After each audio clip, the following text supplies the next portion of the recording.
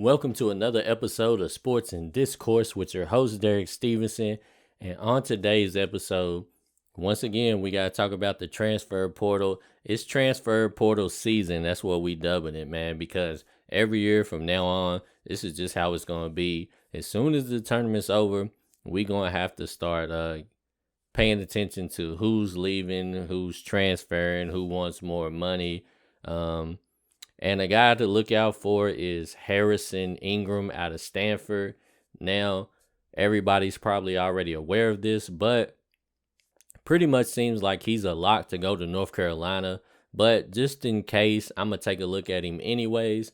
Like I just said, I don't really think that we have a shot with this guy, but I know Kentucky did contact him. Kentucky was interested in him. So I'm going to just look at him and see what I think of him. I haven't really paid too much attention to him, but, I've been hearing his name pop up a little bit lately. So let's go on and get into it so we can decide what we think about him.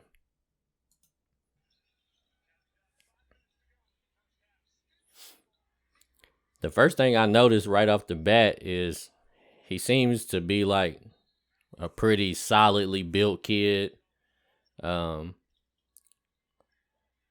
Looks like he can mix it up real good in the paint. And actually look like he can catch and shoot pretty good. We definitely could have used, some guys that could catch and shoot this year a little bit more.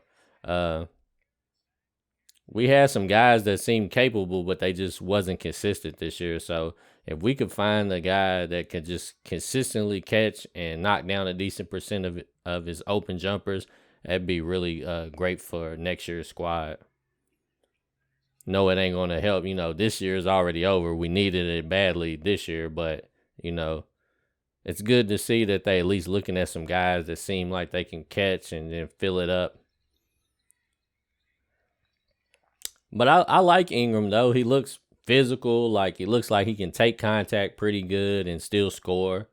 When he makes his move off the bounce, seems like it's hard for guys to move him off of his spot. But he actually don't look like too bad of a shooter.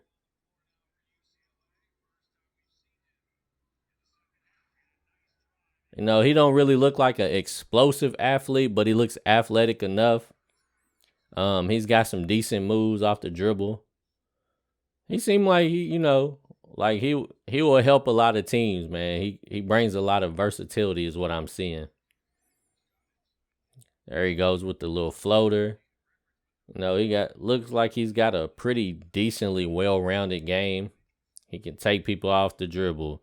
He can mix it up down low. He has a decent amount of range. I mean, we definitely could have used him this year.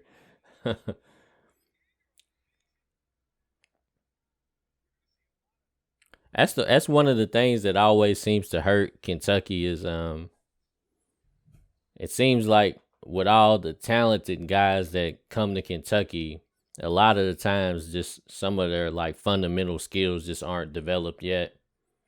And you kind of get like the worst version of some of these guys because a lot of the times you get kids that, they aren't really great shooters, coming right out of high school. And then eventually they become decent shooters or even exceptional shooters. But usually when we get them superstar freshmen, they're not polished enough yet. They're more just raw talent and untapped talent, if you will. So we're going to probably have to start going to guys like this, guys that have already shown that they can compete, already showed that they can produce at a high level in college. And you're going to have to go get some of them guys that look like that, like some of the guys that look talented that's already showing you they can do it. And I'm not talking about like just spot up shooters I'm talking about guys that really look like they can get stuff done. we're gonna have to start transitioning to that type of player, man. Like you're gonna have to get some guys that already proved they can just do, you know, play multiple positions, that they can do things out on the floor, they can be physical. Like I think the days of just relying on young players is coming to an end. Like, of course, I'm gonna see what our recruiting class this year coming up can do, but this might be the last hurrah with the whole like relying on the freshmen to carry the team. Because I'm not even for sure, what these guys are going to look like initially.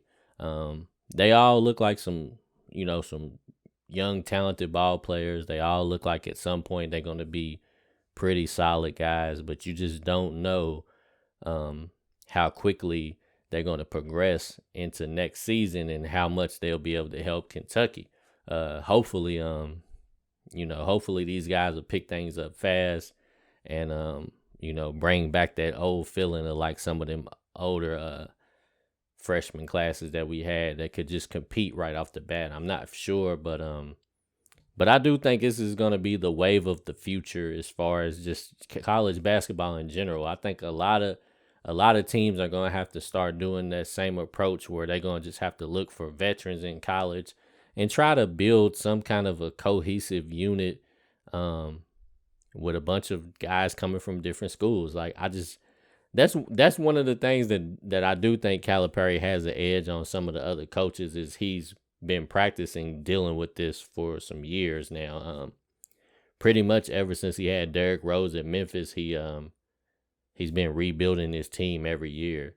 So he's got over a decade of experience with just high turnover rate with his team. So hopefully he can adjust. He's just going to have to be more strategic with, how he builds the team. I mean, you're not going to just be able to get the top 10 guys in the next class and put them all on the team. You're going to have to be more selective, and you're going to have to pick and choose better players that's already produced at the next level. At least that's what it's looking like to me. But anyways, Harrison Ingram looks good. Like I said, unfortunately, I'm pretty sure he's going to North Carolina. I'll keep an eye on it and see what happens. But I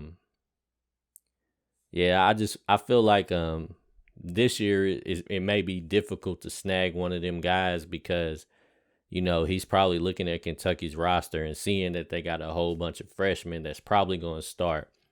Then he's not for sure if Chris Livingston or Antonio Reeves is coming back.